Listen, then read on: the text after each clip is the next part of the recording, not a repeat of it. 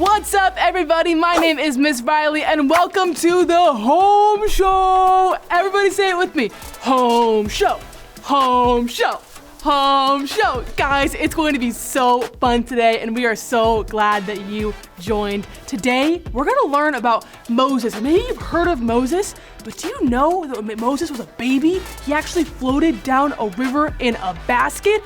What? How did that happen?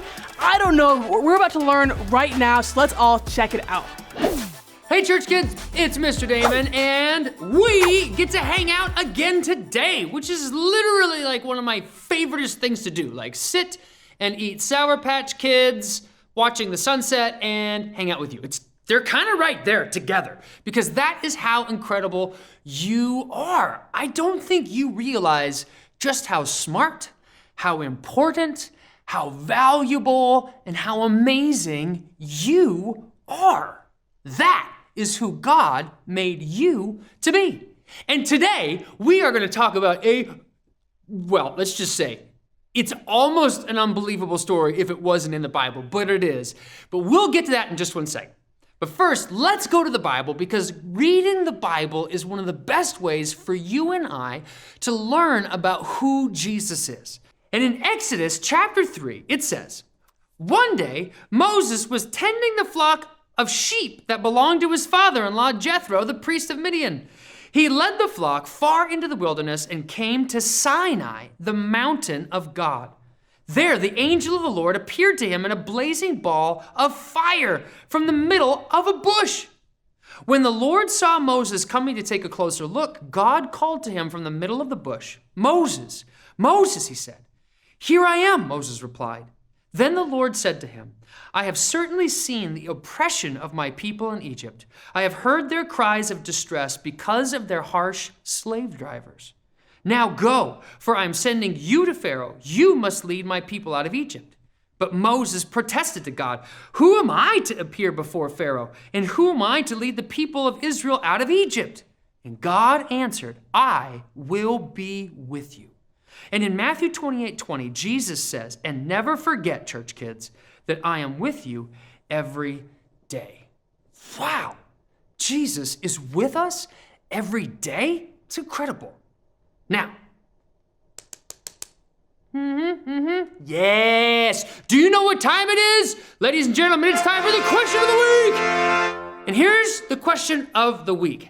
Have you ever been somewhere in the dark and got scared? Have you ever been in the dark before and got scared? Oh, church kids, I can remember when I was your age, I was scared of the dark. And let's just see, maybe scared of the dark still sometimes, yeah.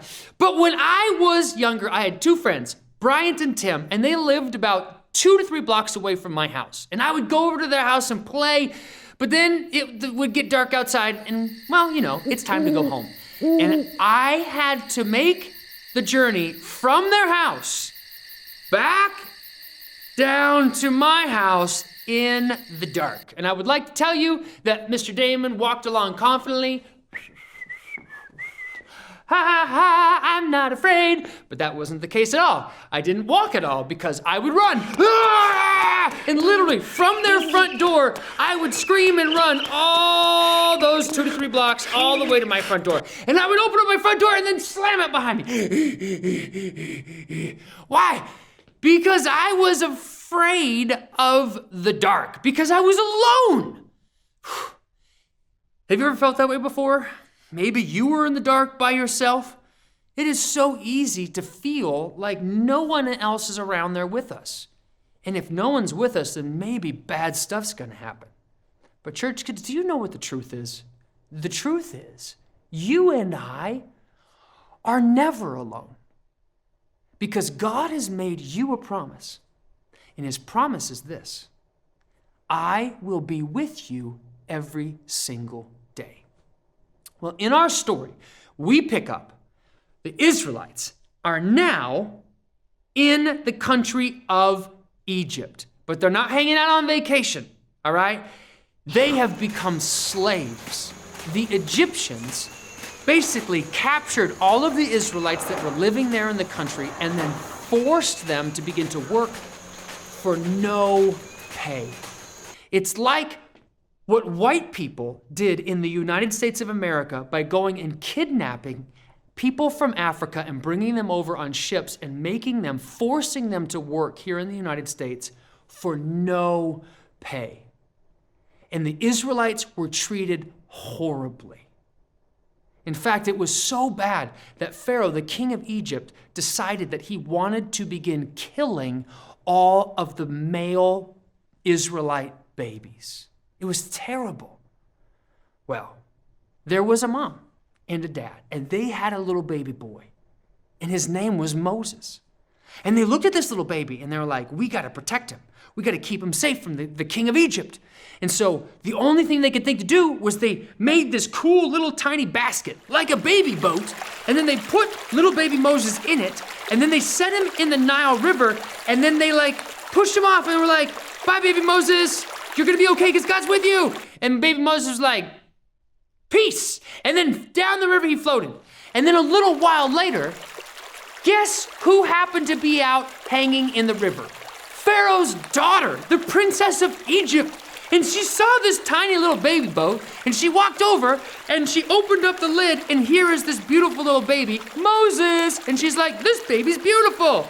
He's in a boat. I should probably take care of him. And so she did. And she brought Moses into Pharaoh's palace. So church kids, watch this. Pharaoh wanted to kill Moses. And where does God put him? He literally takes Moses and puts him in Pharaoh's palace, and Pharaoh helps raise him. Ha! How great is God? God is like, oh, you want to do that? Guess what? I'm going to totally beat you at your own game. And so Moses grows up in Pharaoh's palace, but he knows that he's an Israelite, and he sees how the Egyptians are brutalizing and mistreating the Israelites, and decides one day he's going to do something about it. But then his plan goes terribly wrong. Pharaoh finds out, wants to murder Moses, and so Moses has to skedaddle out of Egypt, and he goes way out into the middle of the desert and basically gives up. He's like, well, I guess that didn't work, so I'm going to be a shepherd the rest of my life. Do you think that was the plan that God had for Moses? Because the whole time, God was with him. And so one day, Moses takes his sheep up on top of what he thinks is just an ordinary mountain. But it wasn't. It was Mount Sinai, a mountain in the Old Testament that's called the Mountain of God, where a whole bunch of really cool stuff happened. And on this particular day, Moses is there with his sheep on top of the mountain of God, and out of nowhere, woof, this bush catches fire. And Moses is like, whoa, must have been a lightning strike or something. It wasn't. Because as Moses stood there and looked at the bush, he was expecting it to burn up into a crisp and then just be like ash and then fall apart, but it didn't. The longer Moses looked at the bush, he realized it wasn't actually burning. And that got him curious, and so he walks over to this bush that's on fire, but it's not burning. He's like, what is happening? And in that moment, God speaks to Moses. In fact, the Bible says it was the angel of the Lord. And do you know, church kids, that the angel of the Lord is actually a code name in the Old Testament for Jesus? Jesus was there. He gets Moses' attention with this burning bush, and then he begins to talk to Moses, and he says, Moses, I've been with you your whole life. I've been with the Israelites in Egypt this whole time, and I see how they're suffering. I want to use you as a leader to help bring them out of slavery. And Moses gets scared, church kids. All of a sudden, he gets insecure. He's like, God, I can't do that. I don't know how to do that. You got the wrong guy.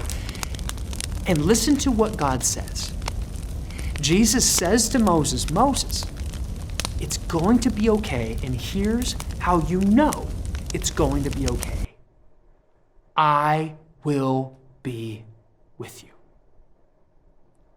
I'm with you. Church kids, when Moses heard that, it changed everything.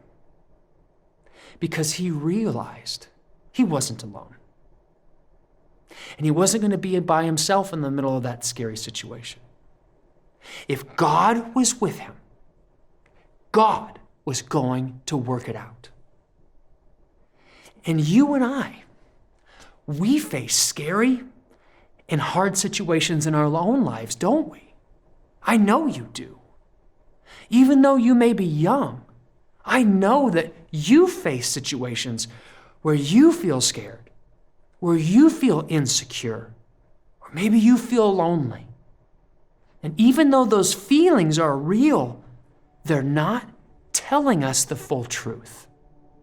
Because church kids, just like God promised Moses, I will be with you, He promises the exact same thing to you.